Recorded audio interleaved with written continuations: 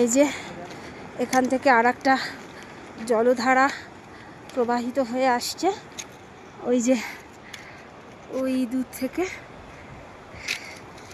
আমরা এই জলধারাটা সাইড দিয়ে আস্তে আস্তে নামছি। এখানে না, এটা ভাগীরথী না, ভাগীরথী ওইটা। এটা একটা জলধারা আসছে, এর নাম বলতে পারবো না, পরে জানতে হবে, এখন আপাতত বলতে পারছি না। এই চলছি, আমরা এগিয়ে চলছি, এদিকে ও চলছে। এদিকে তাকাও একটু। বেচারা সানগ্লাস হারিয়ে খুব টেনশনে পড়ে গিয়েছিল, লাস্টে দিনেশের সানগ্লাসটা ওই পরে নিল। দিনেশ এখন সানগ্লাসবিহীন। প্রচণ্ড রোদ একদম ডিরেক্ট মুখে এসে পড়ছে।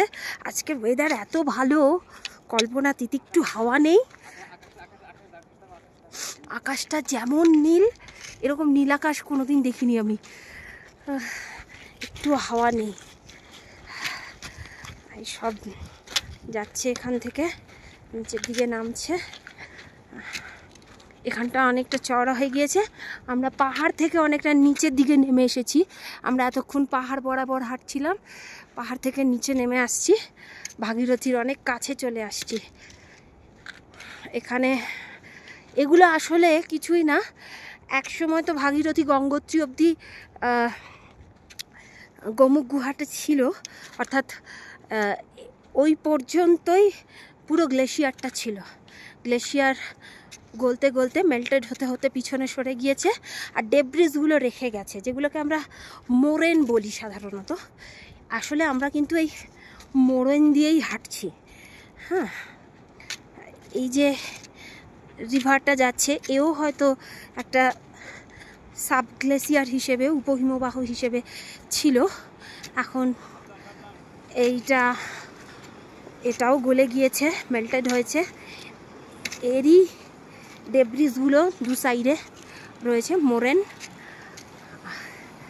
এই মোরেনগুলোই মারাত্মক হয়ে থাকে, কারণ মোরেনের মধ্যে ছোট বড় পাথর, তার সঙ্গে ধুলো, কাঁকড়, পলি, এবং ড্রাই হয়ে গেলে এগুলো ভীষণ স্কিট করে, আর পড়ে যাওয়ার খুব ভয় থাকে, সাবধানে যেতে হয়। এই যে এটাও কোনো উপহিমবাহই ছিল, এখন মেল্টেড হয়েছে, দিয়ে কোনো না কোনো জায়গা থেকে আসছে, এসে ভাগীরথীতে মিশছে। এখানে আমরা একটা পুল পাবো, কাঠের একটা পুল আছে। এই যে এই জলধারা, ও কি স্বচ্ছ জলধারা, দেখেই মনে হচ্ছে একটু খেয়ে নিই, কিন্তু এখন উপায় নেই। আমরা